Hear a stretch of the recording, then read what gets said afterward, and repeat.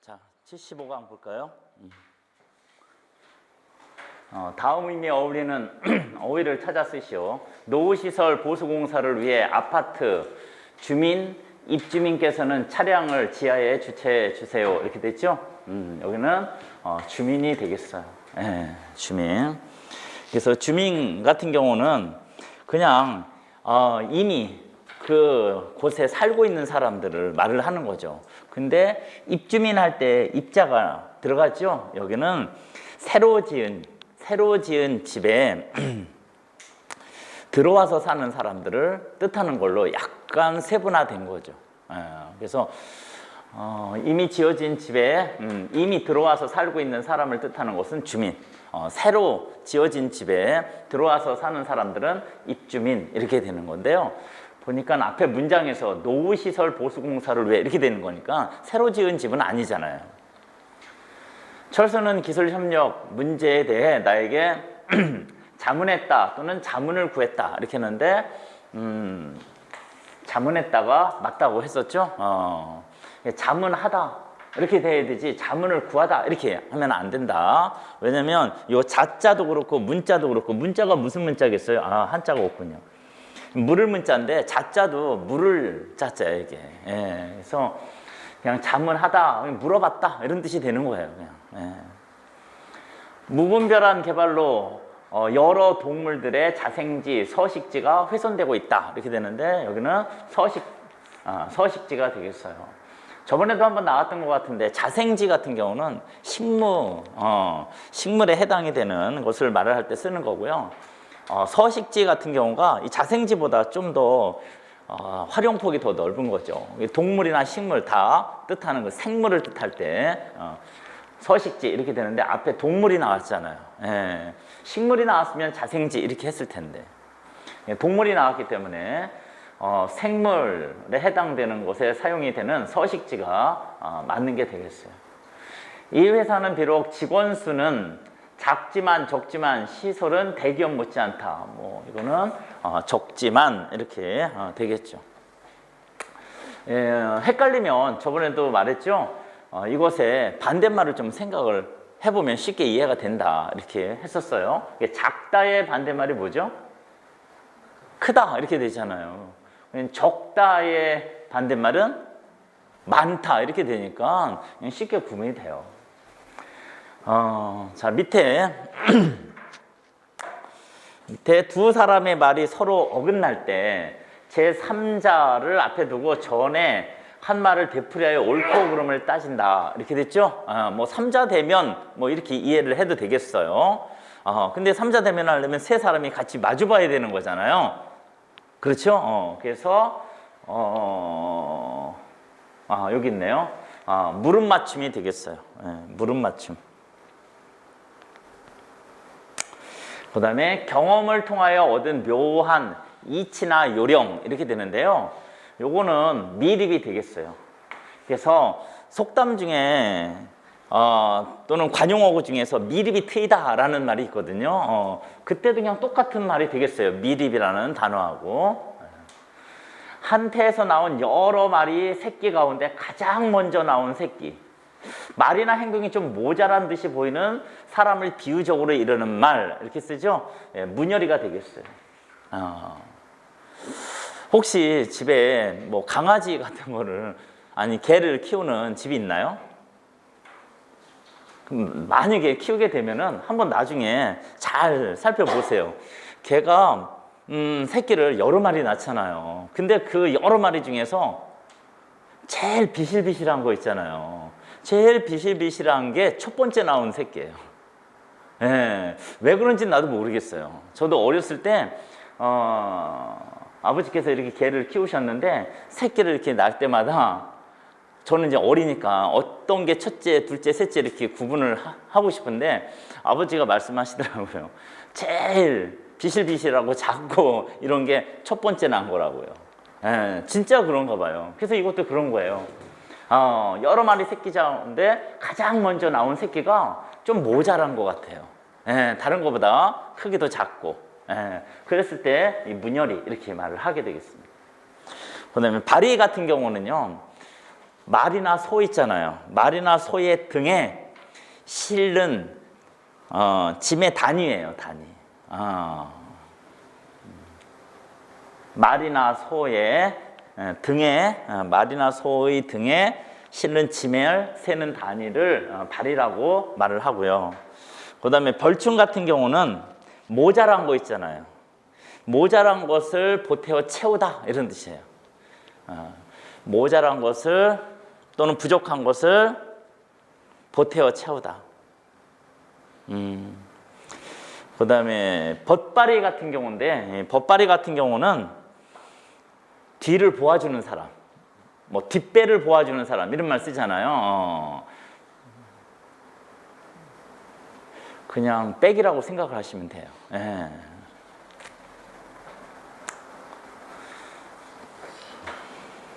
자, 그 다음에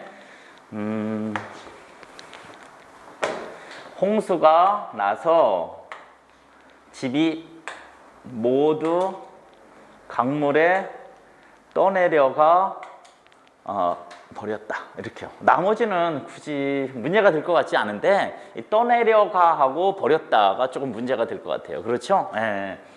근데 떠내려가 띄우고 버렸다인데요. 얘는 반드시 띄워야 돼요. 왜 띄워야 되냐면 이게 이제 본용언, 보조용언 이런 관계잖아요. 근데 본용언, 보조용언 관계는 일반적으로 띄웠어도 되고 붙였을 수도 있다 이렇게 되잖아요. 근데 여기는 띄웠어야 돼요. 왜냐면 이 앞에 나오는 본용언이 합성어예요, 합성어. 그렇죠? 근데 합성어인데 글자 수가 되게 많죠? 물론 요 76강에 이게 나오기 때문에 그때 다 자세히 말을 하겠지만 앞에 나오는 이 본용언이 합성어인데 그 합성어가 3글자 이상, 3음절 이상으로 좀 글자 수가 많으면 띄었어야 돼요. 예, 그래서 얘는 붙였을 수도 있다에 해당이 안 돼요. 예, 그냥 띄었어야 되는 거예요. 그냥 그렇게 생각하세요. 이거 본용언, 보조용언이라는 관계는 알잖아요. 그렇죠? 아는데 이거 붙였으니까 글자 수가 너무 많잖아요. 그렇죠? 그래서 그냥 띄어쓴다라고 생각을 하세요.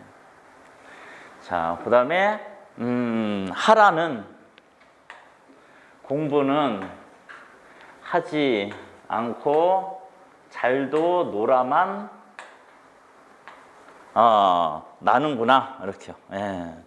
여기 같은 경우는 뭐 다른 것도 굳이 구분할 거 없는데요. 잘도 같은 경우는요. 원래 이게 잘이라는 게 부사잖아요, 부사. 근데 도는 조사예요, 조사. 보조사인데 일반적으로 조사는 명사, 대명사, 수사 뒤에 붙는 게 원칙이죠. 그렇죠? 붙는 게 원칙인데 실제 생활 속에서는 이렇게 부사 뒤에도 붙이죠. 붙여가지고 뭔가를 그냥 강조할 때 쓴 거예요. 예. 근데 이거는 뭐 굳이 구분을 할 필요는 없겠어요. 왜냐면 도가 조사라는 건 다 알고 혼자 쓰지 못한다는 건 다 아니까. 근데 이제 노라만 할 때 요 노라만도 비슷한 형태죠. 원래 기본형이 놀다잖아요.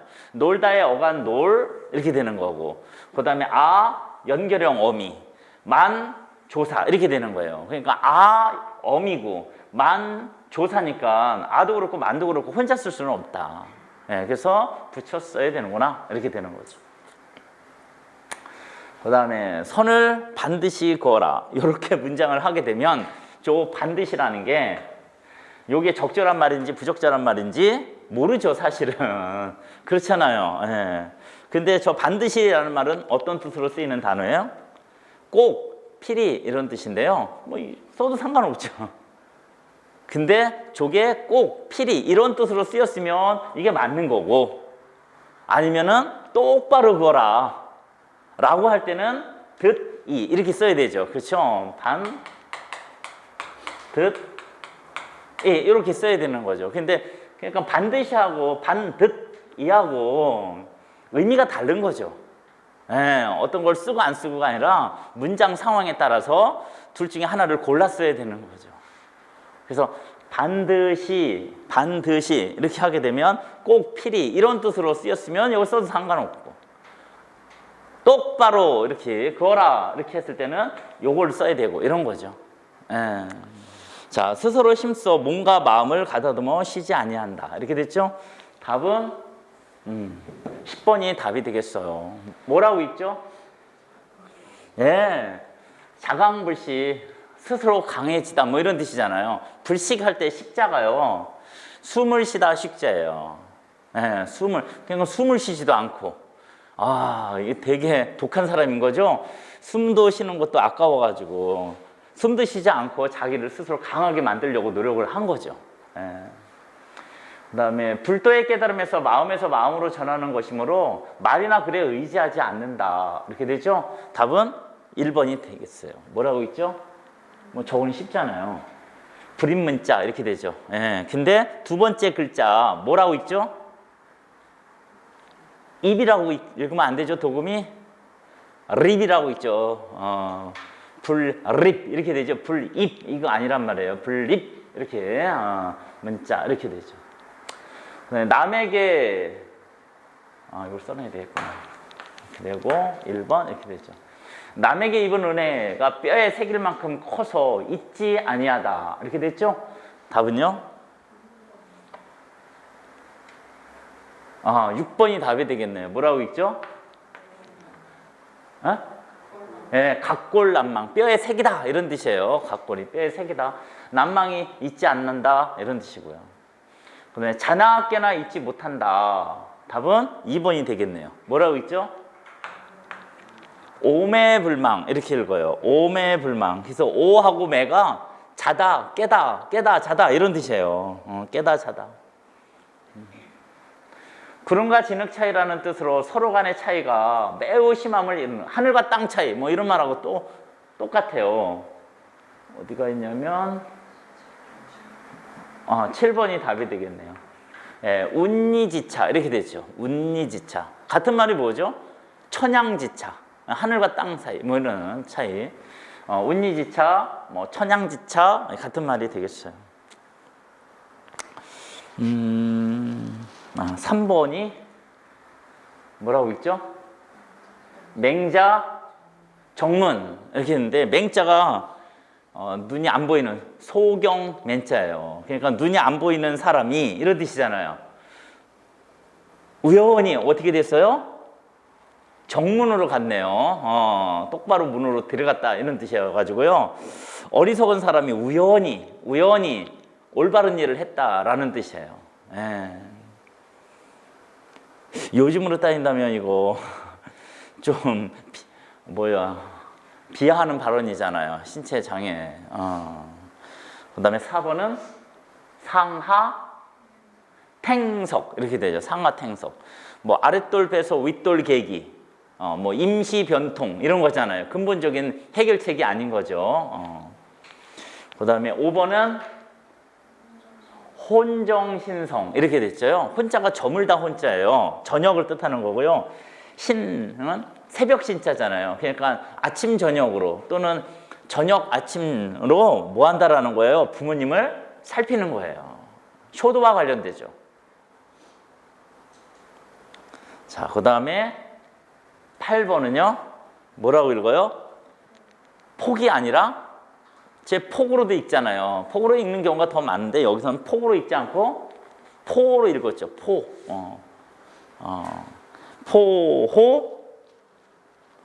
포호, 빙하. 업신여기다 빙자예요.